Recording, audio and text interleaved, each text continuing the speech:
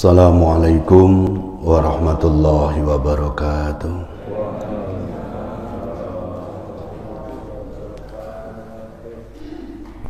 A'udzubillahi minasyaitonirrajim. Bismillahirrahmanirrahim. Alhamdulillahirabbil alamin. Wassalatu wassalamu ala asyrafil anbiya'i wal mursalin wa ala alihi washabihi ajmain, amma ba'du. Fayal hadirun, bapak-bapak, ibu-ibu yang saya hormati, sesepuh pinesepuh yang saya muliakan. Syukur alhamdulillah, di subuh kali ini kita masih diberikan kenikmatan oleh Allah Subhanahu wa taala, terutama yaitu nikmatul iman wal Islam, sehat wal afiah, taufik serta hidayah. Sehingga di subuh kali ini kita dapat hadir berjamaah salat subuh di masjid ini. Mudah-mudahan saja apa yang kita lakukan diterima oleh Allah Subhanahu wa taala. Amin. Salawat serta salam marilah kita hadiahkan kepada Nabi kita Muhammad sallallahu alaihi wasallam. Mudah-mudahan dengan salawat salam yang selalu kita aturkan kepada beliau, kita semua diakui umatnya, dan mudah-mudahan kita semua mendapat syafaatnya besok di hari kiamat. Amin ya rabbal alamin. Masih meneruskan bab tahrimul zulmi wal amri biraddil madzalimi, ya, itu bab menerangkan keharaman kezaliman. Kali ini untuk di kitab Dalilul Falihin itu hadis yang ke-211. Tapi kalau yang di Nuzhatul Muttaqin itu hadis yang ke-208. Saya bacakan. Wa an Aisyah radhiyallahu anhuma, ya. Wa an Aisyah radhiyallahu anha anna Rasulullah sallallahu alaihi wasallam qala man zalama qida shibrin minal ardi tuwiqahu min sab'i aradina, muttafaqun alaih. Hadis riwayat dari Aisyah radhiyallahu anha, semoga Allah Subhanahu wa taala meridhoinya, bahwa Rasulullah sallallahu alaihi wasallam bersabda, man dzalama qida shibrin minal ardi, barang siapa zalim. Di sini dzalama, di sini zalim diartikan dengan berbuat zalim, yaitu mengambil tanah. Man dzalama qida shibrin, barang siapa yang zalim mengambil tanah orang lain sejengkal. Jadi qida shibrin minal ardi tuwiqahu, tuwiqah maka dikalungkannya. Jadi tanah yang diambil tadi itu nanti dikalungkannya min sab'i aradina, dari 7 lapis bumi. Jadi kalau orang ngambil 1 meter lapisan bumi itu dari atas sampai bawah, nanti dikalungkan orang tersebut.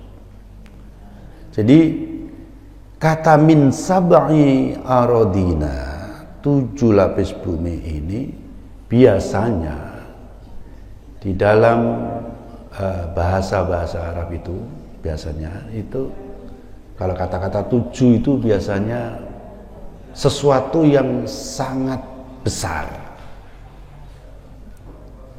Jadi sab'i aradina itu di dalam tafsir hadis itu diartikan bahwa dia nanti bakal mendapatkan dosa yang sangat besar, gitu. Sangat banyak.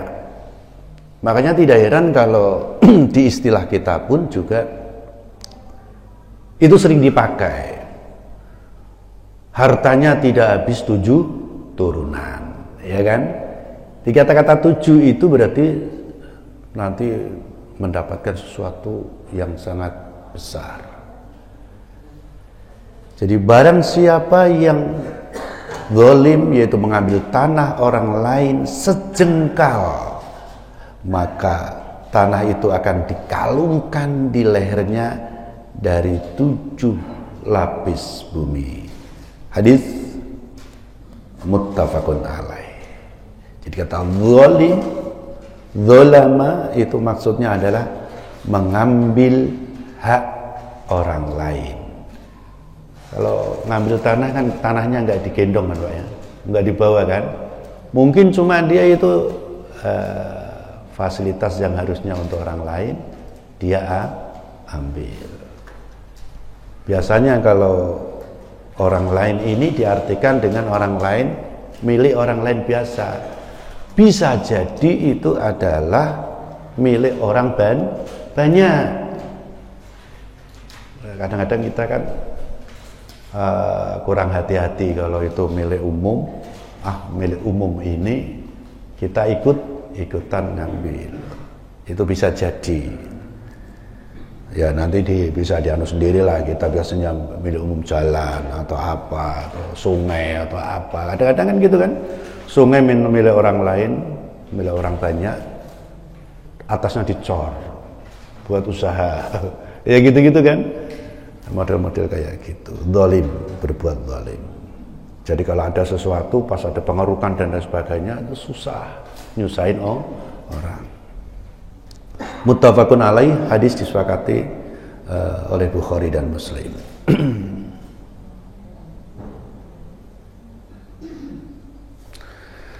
Berikutnya yaitu hadis yang ke 209 yang di Nuzatul Muttaqin. Hadis dari Abu Musa radhiyallahu anhu. Beliau berkata bahwa Rasulullah sallallahu alaihi wasallam bersabda, "Innallaha la yumli lidh-dhalimi fa idza akhadahu lam yuflithu." Tsumma qara'a wa kadzalika akhdhu rabbika idza akhadhal qura wa hiya dhalimatun inna akhdahu alimun syadid. Ini hadis dari Abu Musa. Hadis dari Abu Musa radhiyallahu an, beliau berkata bahwa Rasulullah sallallahu alaihi wasallam bersabda, "Innallaha sesungguhnya Allah la yumli itu menangguhkan lidzalimi terhadap orang yang zalim." Allah menangguhkan, ngasih tempo terhadap orang yang zalim. Fa idza akhadhahu, maka tatkala ketika dia mengambil tindakan padanya atau mengazabnya atau menyiksanya, lam yuflithu, maka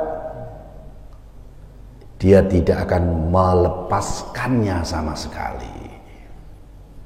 Jadi orang yang zalim, kayaknya kalau kita zalim kan aman-aman saja. Awal itu di los, ngambil hak orang lain, nggak ada balasan ini, gitu kan. Jadi kita kemudian merasa aman. Nah, ketika Allah sudah ngambil tindakan, itu sudah mengadabnya, maka kemudian tidak akan melepaskannya sama sekali, pasti akan kena. Ini bagi orang yang keterusan zalimnya. Kalau bagi orang yang dia itu cepat-cepat menyadarinya, maka diberikan waktu untuk taubat. Gitu. Kita ya ada baiknya sih itu dikasih tempo. Kalau zaman dahulu umat-umat terdahulu sekali berbuat zalim langsung diazab. Kalau ini umat akhir zaman, Allah kasih tempo, dibiarin gitu kan. Tapi kalau sudah waktunya, ini sudah waktunya, dia kasih tempo kok dia masih tetap, maka ketika itulah maka banyak orang yang sukses kelihatan begini, nggak kelihatan kezalimannya. Tahu-tahu di akhir hidupnya hancur hancur semuanya. Itu banyak sekali. Kalau sudah Allah timpakan azab, maka sudah tidak ada tempo lagi, maka ya itulah sudah titik. Ibarat kalau orang itu sudah titik kesabaran, nah gitulah. Kalau ini berarti sudah kasih waktu, kalau mau tobat, kalau tidak ya langsung diadab oleh Allah Subhanahu wa Ta'ala. Di dunia ini pasti dikasih, walaupun ngicipin, ya ngicip-icip lah, biasalah. Tapi nanti kalau berikutnya dikubur sudah ada lagi, dicicipin lagi, di akhirat kasih semuanya. Kemudian summa qara'a, beliau Nabi kita Muhammad sallallahu alaihi wasallam membacakan ayat wa kadzalika akhdhu rabbika idza akhadzal qura wa hiya dhalimatun inna akhdahu alimun syadid. Gitu. Dan begitulah siksa Tuhanmu. Nih, wa kadzalika, dan begitulah, udah dikasih tempo, ya kan? Dan begitulah siksa Tuhanmu apabila dia menyiksa ini. Al-Qura itu maksudnya penduduk negeri-negeri, ya, itu Ahlul Qura berarti penduduknya. Wa hiya dzalimatun, dan dia zalim, penduduknya zalim, lalim. Inna akhdahu alimun syadid, dan sungguh siksanya, yaitu siksa Allah itu alimun, sangat pedih, syadid, sangat berat. Jadi kalau syadid itu sangat berat. Di bahasa Al-Quran ini kadang-kadang juga diambil bahasa oleh anak-anak remaja. Ketika ditanya, sakit enggak? Banget. Nah, itu syadid, banget. Ya kan? Jadi itu kan istilah-istilah zaman-zaman ya, paling 10 tahun ke akhir ini Pak ya. Jarang dulu-dulu itu bilang sakit enggak? Itu banget, itu jarang. Nah, itu sebenarnya yaitu tadi alimun syadid. Ketika ditanya, sakit banget, nggak perlu digitu, banget, gitu. Berarti itu sudah penekanan. Alimun terus syadid. Maka syadidnya itu belakang. Hadis yang berikutnya yaitu hadis yang ke-210. An Mu'adin radhiyallahu anhu qala, hadis riwayat dari Mu'ad radhiyallahu anhu, dia berkata, ini Mu'ad bin Jabal, ba'athani Rasulullah sallallahu alaihi wasallam faqala innaka ta'ti qauman min ahlil kitabi fad'uhum ila syahadati an la ilaha illallah wa anni Rasulullah sallallahu alaihi wasallam. Ba'atha, mengutusni kepadaku. Jadi Mu'ad ini beliau berkata bahwa ba'athani Rasulullah sallallahu alaihi wasallam mengutusku. Nah, kalau bahasa gampangnya begitu. Kalau satu-satu, ba'athani, mengutusni kepadaku siapa? Rasulullah sallallahu alaihi wasallam. Faqala, kemudian beliau berkata, innaka ta'ti qauman min ahlil kitab. Jadi sesungguhnya engkau akan mendatangi kaum min ahlil kitab, dari ahlil kitab, suatu kaum dari ahli kitab. Fad'uhum, maka ajaklah mereka, ila syahadati alla ilaha illallah, untuk bersaksi bahwa tiada Tuhan selain Allah. Wa inni Rasulullah, dan sesungguhnya aku adalah utusan Allah. Jadi pertama kali dakwah ini Nabi mengajarkan kepada Mu'ad bin Jabal itu adalah dengan satu, yaitu yang penting ajak mereka bersyahadat, bersaksi bahwa sesungguhnya tiada Tuhan selain Allah dan aku adalah Rasulullah. Ini karena Rasul kan pesan, jadi beliau bilangnya aku adalah Rasulullah. Tapi kalau syahadat ya asyhadu an la ilaha illallah wa asyhadu anna Muhammadar Rasulullah gitu. Kemudian fa inhum ata'u lidzalika, maka jika hum mereka tadi ahlul kitab ata'u sudah taat lidzalika akan hal itu, yaitu bersyahadat, fa'alimhum innallaha qad iftarada alaihim khumsa sholawatin fi kulli yaumin wa lailatin. Maka beritahukanlah bahwa Allah mewajibkan kepada mereka sholat 5 waktu dalam sehari semalam.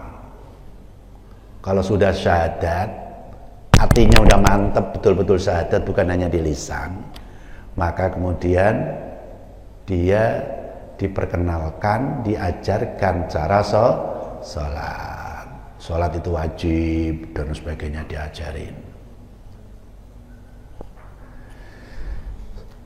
Kemudian ini jadi sehari semalam suruh sholat 5 waktu. Fa inhum ata'u, maka jika mereka ata'u sudah taat, sudah melaksanakan lidzalika terhadap hal itu, yaitu dia sudah syahadat, kemudian dia sudah sholat sehari semalam 5 waktu, fa'alimhum, maka ajarkanlah mereka, maka kasih tahu mereka, annallaha, sesungguhnya Allah qad iftarada alaihim shadaqatan, sesungguhnya Allah memfardukan atas mereka sedekah, zakat. Itu kalau di sini kalau wajib berarti zakat. Jadi sedekah di sini diartikan dengan zakat. Jadi kalau di Al-Qur'an itu pun juga banyak itu innamas shadaqatu lil fuqara wal masakin, itu maksudnya di situ adalah zakat. Nah, kemudian tu'khadu min aghniyaihim, yang mana sedekah tadi atau zakat tadi diambil min aghniyaihim, dari orang-orang kaya mereka.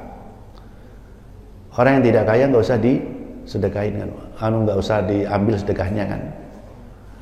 Min aghniyaihim, dari orang-orang kaya mereka, faturaddu ala fuqaraihim, kemudian setelah diambil dikembalikan kepada orang-orang fakir mereka. Gitu Pak ya. Jadi zakat tuh bukan diambil terus dimasukin di rekening, lama ngendrak banyak duit itu sampai masjid kaya raya. Nggak ada kegiatan, nggak ada apa, duitnya ngumpul terlalu banyak, susah untuk ngasih ke orang lain, sampai dikasih ke orang lain. Dalam arti bukan untuk hal-hal yang memang benar-benar disampaikan kepada orang yang berhak menerimanya. Kadang-kadang seperti itu, masjid kasnya saldo 1M sekian-sekian, tapi di samping-samping banyak orang yang membutuhkan, tidak tersentuh sama sekali. Dan itu tidak bagus nih. Harusnya langsung faturaddu ala fuqaraihim, dikembalikan kepada orang-orang fakir mereka. Lah nanti kalau masjidnya habis duit, belum tentu. Orang biasanya kalau masjid itu menyalurkan terus, diputer terus, itu biasanya orang akan percaya ya. Nitip langsung dikasihkan langsung. Coba kalau dikumpulin terus ya gitu kan, orang juga nanti juga paling gak dikasihkan. Nanti seperti itu. Maka di sini sedekah atau zakat itu diambil dari orang-orang fakir, kemudian orang-orang yang sugih, kaya, agnia, kemudian dikembalikan kepada orang-orang fakir mereka. Fa inhum ata'u lidzalika, maka Jika mereka atau sudah taat lidalikakan hal itu, fa iyyaka wa karaima amwali, maka iyyaka ini diartikan fa iyyaka, maka takutlah kalian, maksudnya jauhi, takut, wa karaima amwalihim, yaitu dengan menjaga kemuliaan harta mereka. Kalau orang-orang yang ahlul kitab tadi sudah sholat, ya kan, sudah syahadat, sudah sholat, sudah zakat, udah patuh itu, maka takut, kita tidak boleh ganggu mereka. Itu berarti dia sudah, Islamnya sudah benar, sudah kafah, sudah bagus. Maka harus dilindungi. Mau beda etnis, beda negara, bangsa, itu harusnya itu seperti itu. Jangan kayak sekarang sama-sama Islam, kadang-kadang malah menghalalkan harta orang lain. Pokoknya tidak sealiran itu bolehlah dijarah. Gitu. Kan ada model-model sekarang Islam yang model pemahaman-pemahaman yang seperti itu. Padahal di sini di wasiat Rasulullah kepada Mu'adz bin Jabal adalah kalau sudah seperti itu, sudah syahadat, sudah sholat, sudah zakat, ya, maka harta mereka itu harus dijaga. Itu. Maksudnya tidak boleh diganggu. Wattaqi, dan takutlah kamu dakwatal mazlumi, pada doanya orang yang dizalimi. Fa innahu laisa bainaha, karena sesungguhnya doanya orang yang dizalimi tadi, laisa bainaha wa bainallahi hijabun, tidak ada di antara keduanya, yaitu antara dakwah atau doanya orang yang zalim dan antara Allah tidak ada hijab. Maka orang-orang yang dizalimi itu biasanya itu ya, itu doanya itu langsung spontan. Nah kemudian itu betul-betul diijabah oleh Allah Subhanahu wa Ta'ala. Nah, dia nggak punya kepentingan. Ketika ada orang zalim, tahu dia langsung aja nyumpahin. Orang kaya itu paling takut disumpahin orang-orang miskin yang dizalimi. Orang yang dizalimi. Bukan ini dizalimi ini sebenarnya bukan hanya orang miskin. Bisa jadi orang itu bukan orang miskin. Kita ambil hak-hak dia, kita ambil itu kadang-kadang dia nyumpahin nggak kira-kira? Bisa-bisa nyumpahin juga. Itu juga termasuk orang yang madlum. Jadi tidak harus kelihatan miskin kita terus nganu. Enggak, bisa jadi orang di sekitar kita, tetangga kita, teman kita, saudara kita, kalau haknya dizalimi, maka doanya pun juga tidak ada hijab. Coba, ini madlum di sini tidak harus orang miskin loh. Makanya hati-hati. Kalau kita kadang-kadang takutnya orang-orang yang dizalimi itu terus orang miskin. Kalau seperti itu ya kita nanti ke orang-orang yang tadi ahlul kitab, yang sudah dia itu syahadat, udah sholat, udah bersedekah. Lah ini kan kemudian ada harta mereka harus kita jaga, jangan kita ganggu. Muttafaqun alaih, dan hadis ini adalah sahih, disepakati oleh Bukhari dan Muslim. Nah ini berarti kalau kita ambil hikmah itu dari hadis ini, bahwa kewajiban menyampaikan dan mengajak orang-orang kafir kepada Islam sebelum mereka diperangi itu seperti itu. Ajak dulu dia syahadat. Jangan, wah ini negara kafir langsung aja serang, serbu, habisin gitu. Ajak dulu dia bersyahadat. Bijak harusnya. Pendai harus begitu. Berikutnya yaitu hadis riwayat dari Abu Humaid Abdurrahman bin Sa'ad As-Sa'idi radhiyallahu an. Beliau berkata, Ista'malan nabiyyu rajulan minal azdi yuqalu lahu ibnul lutbiyah ala sadaqati falamma qadima qala hadza lakum wa hadza uhdiya ilayya al hadis, dan seterusnya hadis. Ista'malan nabiyyu, Nabi kita Muhammad sallallahu alaihi wasallam, istamala itu memperkerjakan, jadi ngangkat orang gitulah. Nabi memperkerjakan rojulan, seseorang laki-laki, minal azdi, dari kabilah Azab. Jadi azdi itu Azab. Azab itu atau al-azdi itu adalah sebuah kabilah Arab di negeri Yaman waktu itu.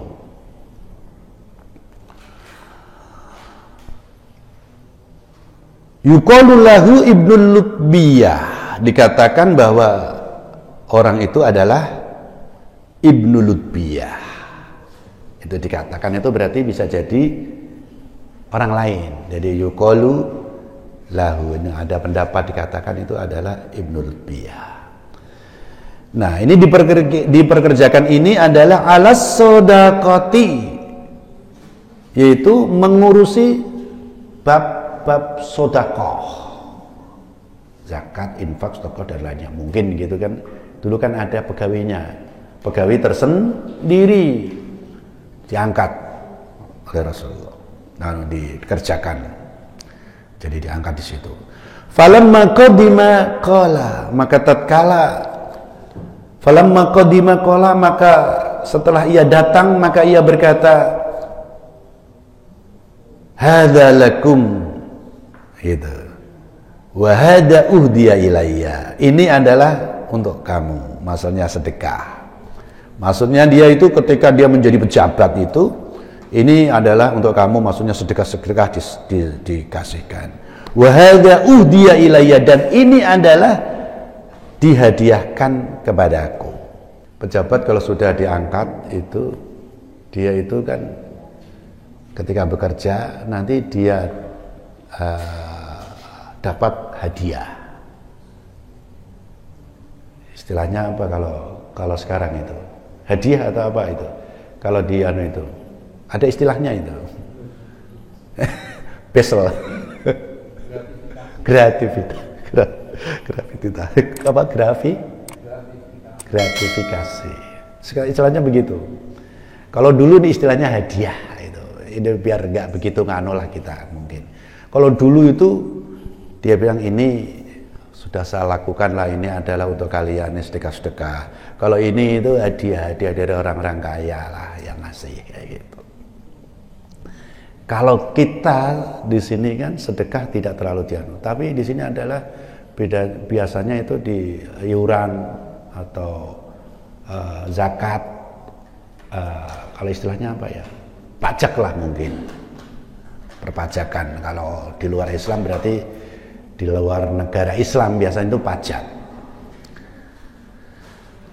Wa hadza udiya ilayya, dan ini adalah dihadiahkan kepadaku. Faqama Rasulullah, kemudian Rasulullah sallallahu alaihi wasallam beliau berdiri alal mimbari, di atas mimbar. Fahamidallah wa asna alaihi, kemudian beliau memuji Allah. Tsumma qala amma ba'du, biasa kan kayak alhamdulillah wassalatu wassalamu ala ini dan seterusnya. Nah, kemudian amma ba'du fa inni, maka sesungguhnya aku istamilu, mempekerjakan ar-rajula, seseorang atau seorang laki-laki, minkum dari kalian, alal amali, atas pekerjaan, mimma, dari banyak kerjaan, wallani Allah, yang Allah, walla itu istilahnya memberikan kuasa, memberikan tugas. Jadi Allah memberikan tugas kepadaku. Fayati, kemudian dia datang, fayaqulu, berkata, hadza lakum wa hadza hadiyatun. Dia mengatakan ini adalah untuk kamu. Maksudnya dia, ya tadi benar, dia ada apa itu, zakat-zakatnya semuanya ini dipisahin. Ini hadiah yang diberikan kepada saya. Diyat ilayya, yang hadiah itu diberikan kepadaku. Afala jalasa fi baiti abihi wa ummihi hatta ta'tiyahu in kana sadiqan. Nah, ini penting sekali ini. Apakah ini afala jalasa, bukankah bisa seperti itu? Jadi kata ini itu semacam kayak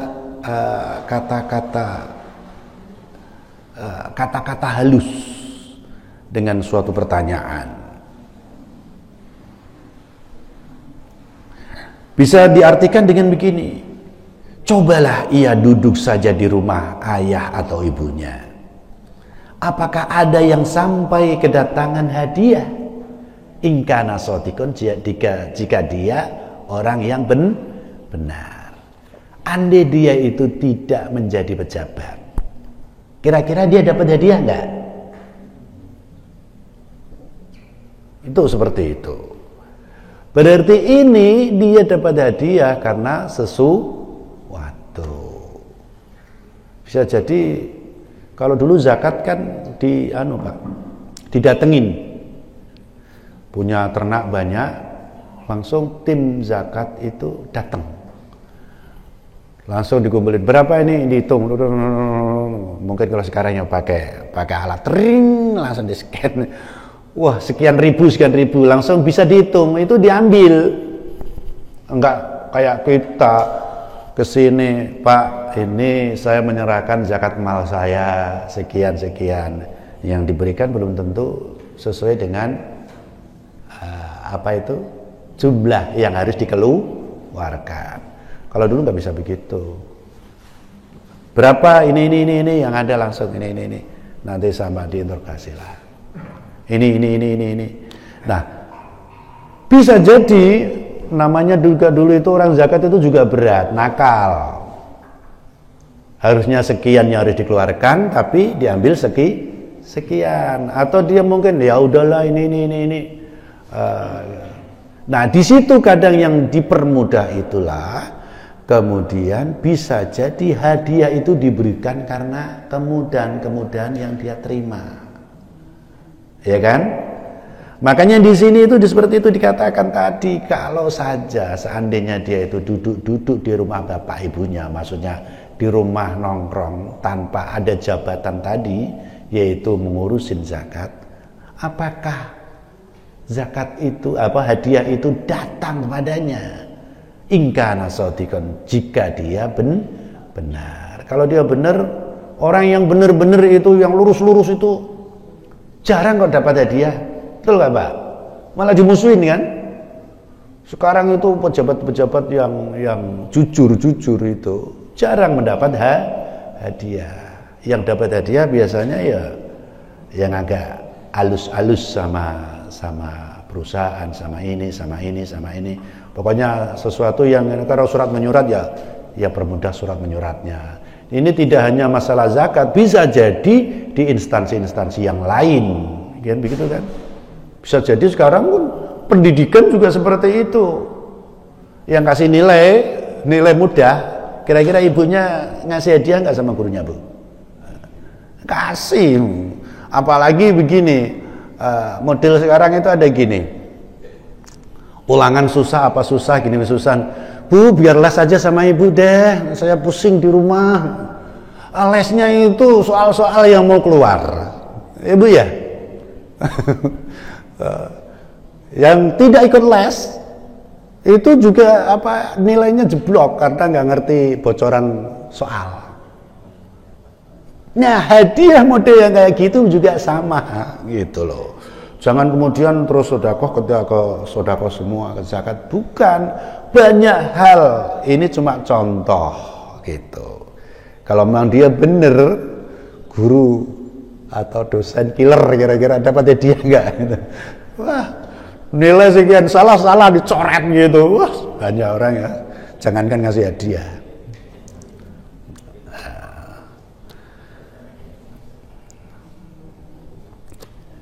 Nah, ini diterangkan seperti itu. In kana shadiqan Wallahi demi Allah, la ya'khudhu ahadun minkum syai'an bi ghairi haqqihi illa laqiyallahu ta'ala yahmiluhu yaumal qiyamah. Demi Allah, seseorang la ya'khudhu minkum syai'an,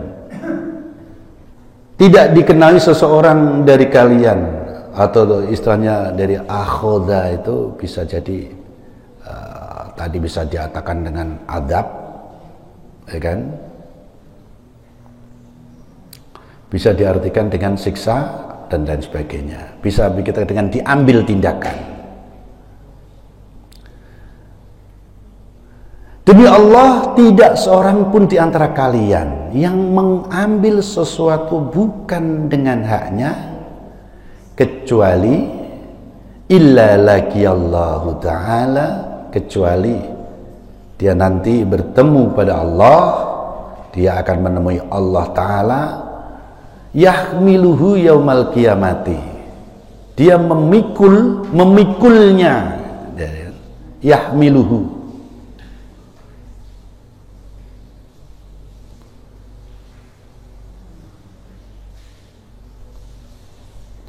dia memikulnya besok di hari kiamat. Fala a'rafanna ahadun minkum laqiyallahu yahmiluhu bi ba'iran lahu rughaun.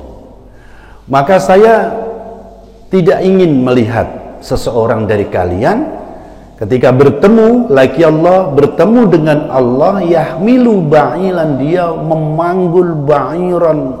Ba'iran itu unta, lahu rughaun, dia bawa unta, dan unta itu rughaun itu suara unta apa itu?